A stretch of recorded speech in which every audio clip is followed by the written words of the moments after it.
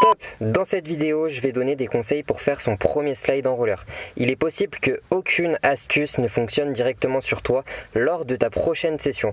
Désolé de te démoraliser directement, mais c'est normal. Les sports de glisse demandent de la régularité. Donc ne lâche rien, baisse pas les bras et surtout entraîne-toi en t'amusant. Allez, bonne vidéo! Salut YouTube, on se retrouve aujourd'hui pour une nouvelle vidéo. Enfin, dans un skatepark, l'après-confinement.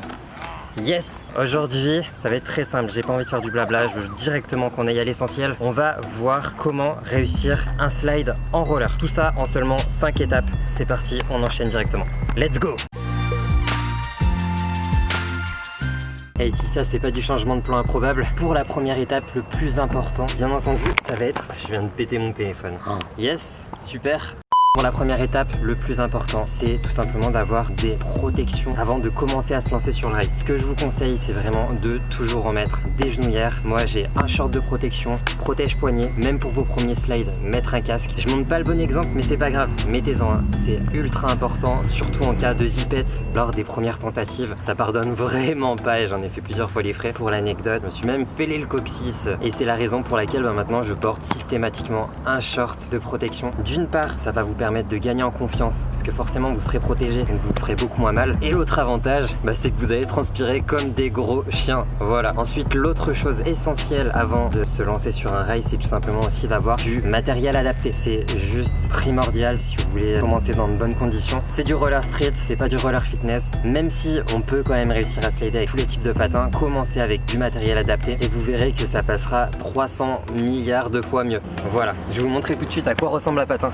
Donc voilà à quoi ressemble un patin de street, c'est-à-dire un patin pour faire du roller agressif en skatepark sur des rails. J'ai dû vous tuer les oreilles, mais c'est pas grave. Il n'y a pas de magie si on arrive à glisser sur des rails, c'est tout simplement le matériel qui fait la glisse. On a une soul plate avec un H-block qui nous permet de nous caler pour justement glisser sur les rails.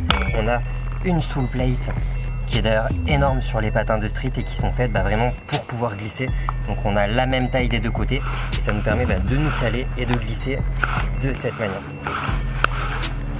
Des patins de street, il en existe à tous les prix. Ça va, disons, de 150 €, même un petit peu moins, à 120 €. Vous pouvez déjà en trouver, il y a pas mal de promos, jusqu'à 400 € pour de super patins. Maintenant, c'est vrai que moi, j'ai testé plein de marques, 6 marques différentes. D'ailleurs, je vous conseille vraiment d'acheter en France. Achetez toujours en France, encouragez les shops français, parce que c'est vrai qu'en plus, déjà qu'avant c'était compliqué, mais avec le confinement, c'est encore plus difficile. Mais voilà, moi j'achète beaucoup chez Click & Roll, je peux les soutenir. Ils sont très sérieux, j'ai jamais eu aucun problème, et ils sont surtout super rapides. Mais voilà, après au niveau des patins, ce qui va jauger sur la différence de prix, ça va être les patins. Les premiers prix seront souvent en plastique et c'est ce que j'ai là, et les patins les plus chers seront souvent en carbone. Quelle est la différence? En soi c'est très simple, le carbone va être plus léger et beaucoup plus souple, alors que des patins en plastique ont tendance à être forcément beaucoup plus lourds, un peu moins maniables. Mais par contre la différence que j'ai notée, c'est que souvent sur les patins plastiques, on peut vraiment mettre son propre chausson et donc avoir un confort juste au top. Et c'est pour ça que justement moi j'ai choisi des patins plastiques. Après c'est au choix entre confort et légèreté. Perso je préfère le confort parce que quand on passe 2 heures à avoir mal aux pieds pendant toute une session, c'est juste infernal. Et surtout sur ces patins vous aurez une grosse platine avec un H-block, ce que je disais tout à l'heure. Et souvent, alors moi j'ai décidé de mettre héros parce que j'ai une platine qui est justement adaptée pour mettre 4 roues et qui permet d'aller plus vite. Mais sur certaines platines vous aurez des petits trous en plastique qui s'appellent des anti-rockers et qui vous permettront d'encore plus facilement vous caler. C'est à dire que si vous vous posez mal et que vous vous posez sur la roue, ça va tout de suite vous remettre sur le rail. Et ce qui vous évite de vous tuer quand vous tentez un slide.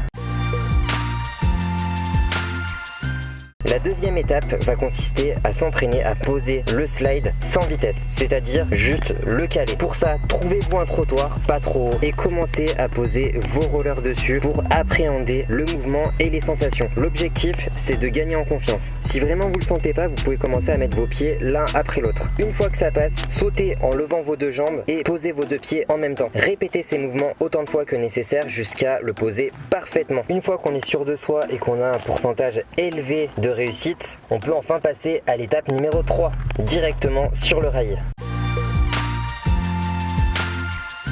La troisième étape, ça va être exactement la même que la deuxième, sauf que tout de suite on va s'attaquer au rail en question. L'objectif va être le même, caler ses pieds.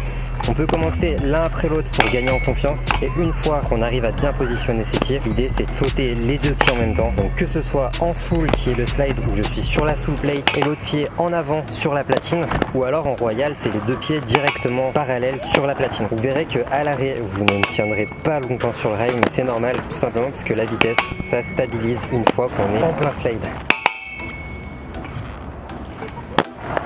L'idéal, c'est toujours d'essayer d'avoir le même appui sur les deux pieds. Je m'explique, si vous commencez et que vous appuyez directement sur le pied qui sera derrière, bah forcément ça va vous freiner. Alors que si vous avez les deux pieds sur la même surface, vous allez gagner en vitesse et vous aurez aucun blocage. Et je vous cache pas que les blocages, ça fait très mal. La quatrième étape va demander un peu plus d'engagement. Je m'explique. Pour ça, il va falloir commencer à glisser. Ça va consister à commencer à avancer doucement et poser ses pieds sur le rail. L'idée, c'est de voir comment ça glisse, appréhender les premiers mouvements. Il n'y a pas de solution dans tous les cas, c'est de l'engagement. Si je peux vous donner un très bon conseil que j'applique depuis le début, il y a deux possibilités. Soit vous allez hésiter. Qui dit hésitation dit que forcément tu vas à coup sûr tomber parce que tu vas pas être concentré et tu vas plus penser à ta peur plutôt qu'à réussir ton move. Et l'autre possibilité, ça va être d'y aller à 100% et de se dire qu'au pire, dans tous les cas, j'aurai une chance sur deux de tomber. Donc il y a un ratio de 100% de chance de tomber ou alors à une chance sur deux. Je préfère y aller à fond, quitte à me faire aussi mal, mais aussi bien ça passera et si ça passe, c'est super cool. On va essayer ça tout de suite. Je vais le faire avec les deux slides, le soul et le royal. Je pense que c'est les deux meilleurs slides pour commencer. C'est les deux plus simples, les deux plus faciles à positionner. Et on va voir ce que ça donne et je vous montre ça tout de suite. Commencez à arriver doucement pour le royal et poser ses pieds. Et déjà, si vous en êtes là, vous êtes très bien. Et l'idée après, c'est d'essayer d'aller toujours un peu plus vite. Une fois que vous avez réussi à faire ça, l'idée c'est de gagner toujours un peu plus en vitesse jusqu'à réussir à slider tout le rail. On prend un peu plus de speed. Et normalement, ça glisse tout seul.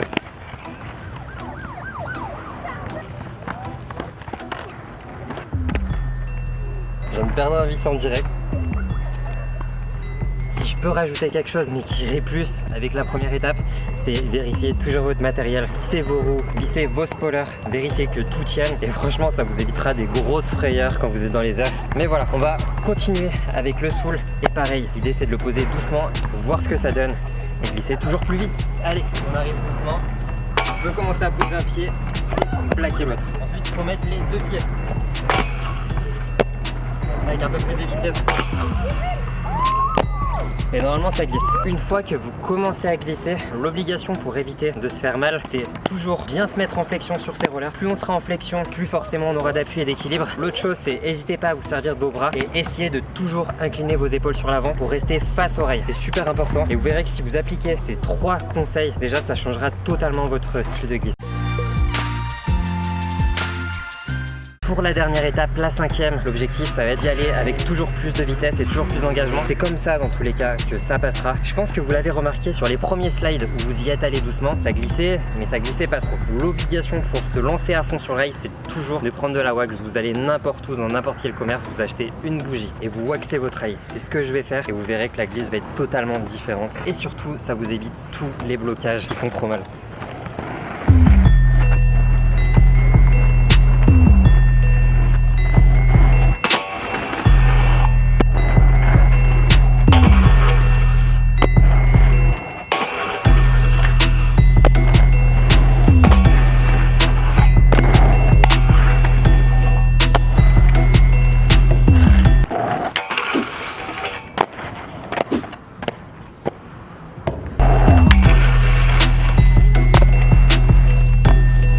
En ce qui concerne la vitesse, ça va tout simplement dépendre de votre style. Il y aura des riders qui vont préférer prendre pas beaucoup de vitesse, mais par contre qui vont vachement compenser avec l'équilibre de leurs bras et de leur corps pour rester le plus longtemps possible sur le rail, alors que d'autres riders prendront beaucoup plus de vitesse, ce qui va leur permettre forcément d'être beaucoup plus stable grâce à la force physique de la vitesse, et en fait ils auront beaucoup moins à compenser. Mais voilà, encore une fois, c'est chacun son style. Moi par exemple, je préfère prendre un petit peu moins de vitesse, compenser entre les deux pour avoir mon juste équilibre. Je crois qu'on arrive enfin à la fin de cette vidéo. Je dis enfin, mais en fait je crois qu'elle était plutôt courte et tant mieux. Je voulais quelque chose de concis, de précis et c'est beaucoup mieux comme ça. En attendant, dites-moi dans les commentaires si mes méthodes vous ont permis de progresser, ne serait-ce un petit peu, franchement ça me ferait trop plaisir. Allez vous entraîner, continuez de rider. Je vous dis à bientôt pour une prochaine vidéo. N'hésitez pas à me laisser un like, franchement ça fait toujours plaisir. Abonnez-vous, ça me fait encore plus plaisir. Et voilà, je vous dis à bientôt pour une prochaine vidéo. Ciao.